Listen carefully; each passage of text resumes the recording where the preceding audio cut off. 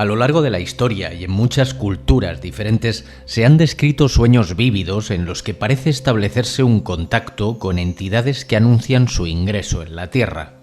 En estos sueños se da la primera indicación de que están embarazadas o de que podrían estarlo. Les llega a muchas mujeres en sueños anunciadores. Los sueños anunciadores también informan a las mujeres del sexo de sus hijos, a menudo antes de que se haya determinado mediante pruebas. Más del 20% de las mujeres encuestadas por Kimberly Mascaro tuvieron sueños en los que se desconocía el sexo del niño en ese momento, pero más tarde se confirmó que era correcto. Una mujer soñó que jugaba con un niño varón, unas semanas antes de que una ecografía demostrara que llevaba un niño. Cuando estaba embarazada de 10 semanas, otra mujer soñó que los gemelos que esperaba eran varones, lo que se confirmó a las 20 semanas. Una mujer cuenta a la investigadora Sarah Hinds lo siguiente. Dice: mis sueños nunca se han hecho realidad en la vida real, excepto los relacionados con mis hijos no nacidos. En su primer embarazo, soñó 3 veces que su bebé era un niño rubio, nacido 2 meses antes de tiempo, pero perfectamente sano. Efectivamente, nació a las 33 semanas, rubio y sano. Antes de saber que estaba embarazada por segunda vez, soñó que tenía gemelas, como confirmaron más tarde los médicos. En los sueños anunciadores pueden aparecer muchos otros detalles físicos y de comportamiento de los niños no nacidos. No es infrecuente que las visiones resulten tan exactas, coincidiendo con el aspecto del niño después de nacer, que los padres se convencen de haber recibido una visión de sus hijos antes del nacimiento. En su libro Stories of the Unborn Soul, Historias del alma no nacida, Elizabeth Hallett incluye un caso en el que una mujer soñó que el hijo que esperaba tenía unos 2 años. Estaba sentada en el suelo jugando con él.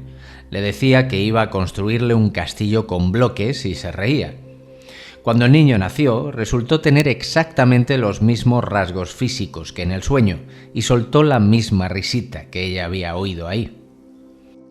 Estrechamente relacionados con los sueños anunciadores están los sueños de partida, en los que los familiares de un difunto sueñan que éste les dice dónde encontrarlo renacido. Jürgen Keil estudió un caso así entre los alevíes turcos. La madre del difunto soñó que éste había renacido en una casa de un pueblo vecino. Ella y más tarde 2 de sus hermanos fueron allí, pero no se les permitió ver al niño, y solo confirmaron su identidad años más tarde, cuando empezó a hablar de la vida anterior. En algunos sueños de partida, el niño reencarnado se queja a su familia anterior de sus circunstancias actuales. Le piden ayuda, dicen: me he metido en una familia pobre, ven a rescatarme. Esto lo soñó una madre sobre lo que le decía su hijo fallecido en un sueño. Un miembro de otra familia soñó que le decían que el padre del nuevo bebé bebía alcohol en exceso, y en un tercer caso, la persona anterior, tal y como aparecía en el sueño, alegaba que su nueva madre le alimentaba cuando le convenía, en lugar de cuando necesitaba sustento, dejándole hambriento.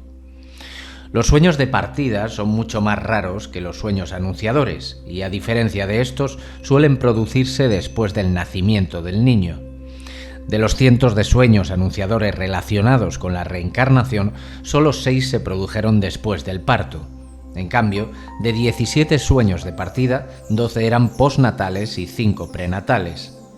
En un sueño de partida prenatal birmano, un hombre recién fallecido aparecía en el sueño de un pariente y decía: me voy a vivir con Ma Tue. Por favor, cuida de mis hijos.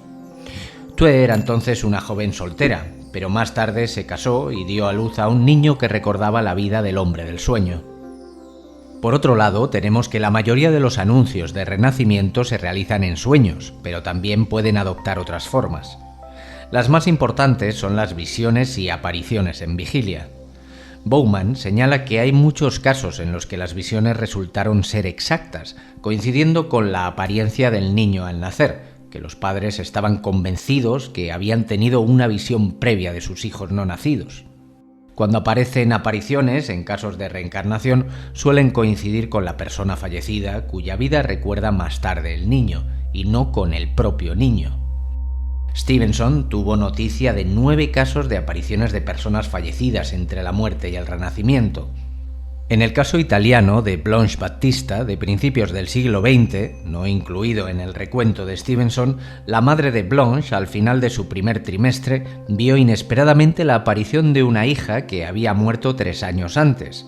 Según el padre de Blanche, la niña apareció con alegría infantil y pronunció en voz baja las palabras siguientes: «Mamá, voy a volver». A veces se oyen palabras sin que se perciba una aparición. Un ejemplo de esto ocurrió en el caso de Susan Eastland. En la sala de partos, durante el nacimiento de Susan, su padre oyó a Winnie decir: «Papi, vuelvo a casa». Entre los indios castores de la Columbia Británica, no solo las apariciones y las voces pueden transmitir anuncios, sino que los toques también pueden interpretarse de este modo. Un joven padre sintió que alguien le tocaba el pie, pero no había nadie. Él y su familia estaban seguros de que se trataba del espíritu de una mujer que había sido asesinada poco antes. Cuando poco después su hermana se quedó embarazada y su cuñado oyó el llanto de un bebé, lo interpretaron como una señal de que la mujer se había reencarnado en su familia. Existen varios casos de anuncios realizados a través de médiums. En el caso de reencarnación de Alexandrina Samona, ocurrido en Italia en 1911, se produjeron diversas formas de anuncio, incluida la mediúmnica. La hermana de Alexandrina, que le daban nombre, murió de meningitis el 15 de marzo de 1910.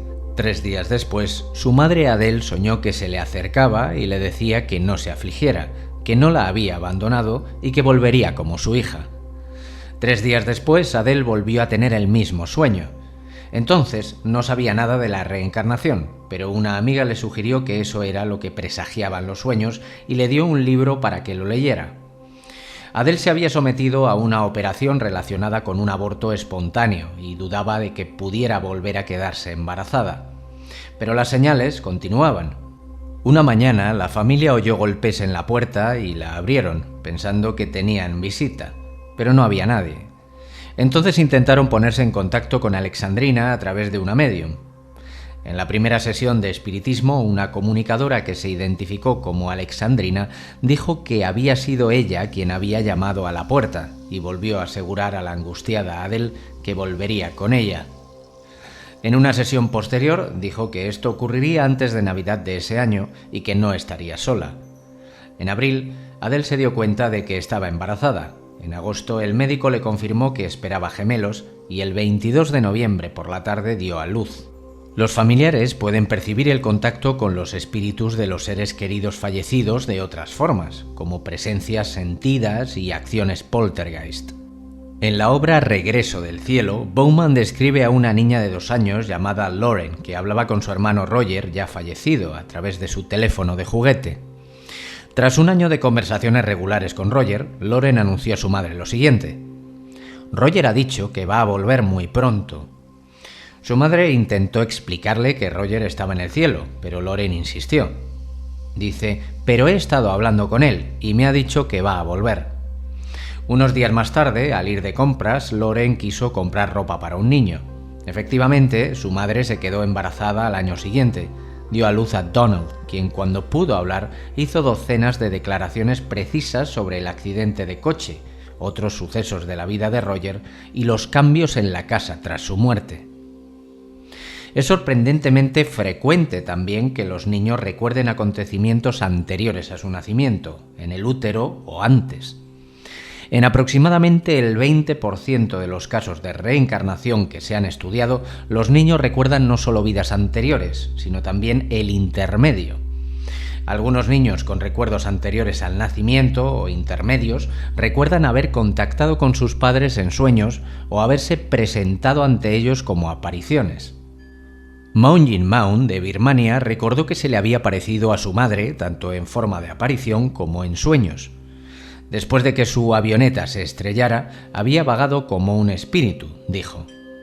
Una noche se encontró en la zona de la casa de su hermano, así que se dirigió allí, acercándose justo cuando alguien salía del retrete. Era su cuñada y caminó hacia ella, deteniéndose cuando sintió que no podía avanzar más. Ella pareció verle y le habló, invitándole a quedarse con ellos si lo deseaba. Aquella misma noche la visitó mientras dormía. Su madre y su hermana, aún vivas, aparecieron en el sueño, rogándole que volviera con ellas, pero él les dijo que se quedaría con su hermano y su cuñada. La cuñada, madre de Jim Mount, recordaba haber visto la aparición e invitarle a quedarse con ellos, y también haber tenido un sueño en el que el difunto aparecía junto a su madre viva y su hermana. Otro de los casos más relevantes de los estudios es el de un niño indio llamado Veer Singh, quien recordó haber sido un niño de 4 años que murió tras una enfermedad, así como un periodo de 11 años entre vidas que, según dijo, había pasado en un árbol del patio de su antigua familia. Sabía que la familia había comprado un camello y que se había dedicado a los pleitos, y dijo nombres de 2 niños nacidos después de su muerte. Una vez dijo que se había enfadado con 2 mujeres que se columpiaban de una rama de su árbol y provocó la rotura del tablón en el que estaban sentadas, un hecho que también había ocurrido. El Dr. Stevenson señaló que las acciones de los espíritus que aparecen en los sueños anunciadores sugieren que estos tienen libertad de elección y pueden actuar por voluntad propia. Relacionó esta característica de los sueños anunciadores con las intenciones declaradas sobre el renacimiento antes de la muerte, que también sugieren un control personal sobre el lugar donde tiene lugar la reencarnación. Al igual que los sueños anunciadores, la prevalencia de la reencarnación planificada varía según las culturas. Es relativamente común entre los pueblos indígenas del noroeste de Norteamérica, como los Tlingit, y también en el Tíbet. No es infrecuente que la reencarnación planeada y los sueños anunciadores aparezcan en el mismo caso. Stevenson consideraba que ambas eran características de un caso de reencarnación plenamente desarrollado, a pesar de las variaciones culturales en cuanto a su prevalencia. El 22% de los 46 casos de reencarnación Tlingit estudiados por Stevenson incluían planes hechos antes de la muerte. William George Sr., un pescador Tlingit, le dijo a su hijo favorito y a su nuera lo siguiente: «Si hay algo en este asunto del renacimiento, volveré y seré vuestro hijo». Añadió que lo reconocerían porque tendría marcas de nacimiento similares a las que tenía entonces, una en el hombro izquierdo y otra en la superficie volar del antebrazo izquierdo. Le regaló a su hijo un reloj de oro para que se lo guardara. Poco después de su muerte, su nuera se quedó embarazada. Tuvo un hijo, pero durante el parto soñó con William George padre. Cuando nació, tenía las 2 marcas de nacimiento por las que William George padre había dicho que se le reconocería. Cuando creció, reconoció el reloj de oro entre las posesiones de sus padres. También en algunos países en los que la reencarnación planificada es menos común, como Turquía y la India, las personas mayores pueden predecir un regreso en sus familias. Los casos familiares son poco habituales en estos países, pero cuando un niño recuerda haber sido un miembro fallecido de su propia familia, a menudo esa persona ha predicho correctamente ese renacimiento. Entonces, la conclusión a la que llegó Stevenson fue que los sueños anunciadores insinúan una iniciativa por parte de al menos algunas de las personalidades desencarnadas en la selección de una familia para otra encarnación. Esta es, por supuesto, la forma en que estos sueños son entendidos por aquellos que los experimentan. Hay un apoyo independiente a la idea de la agencia desencarnada en los recuerdos del intermedio, en muchos de los cuales también hay una selección consciente de los padres para la nueva vida. Los casos de reencarnación planeada proporcionan otra vertiente de evidencia de algún grado de control sobre el proceso reencarnatorio. Cuando se tienen en cuenta los fenómenos de otras experiencias relacionadas con los sueños anunciadores, la impresión de la supervivencia de una muerte o corriente de conciencia capaz de pensamiento deliberativo y acción consciente es aún más fuerte. Las variaciones y disonancias culturales en los sueños anunciadores tienen sentido si suponemos que las creencias y convicciones mantenidas en vida se trasladan a la muerte y siguen contribuyendo a modelar los comportamientos de los espíritus desencarnados.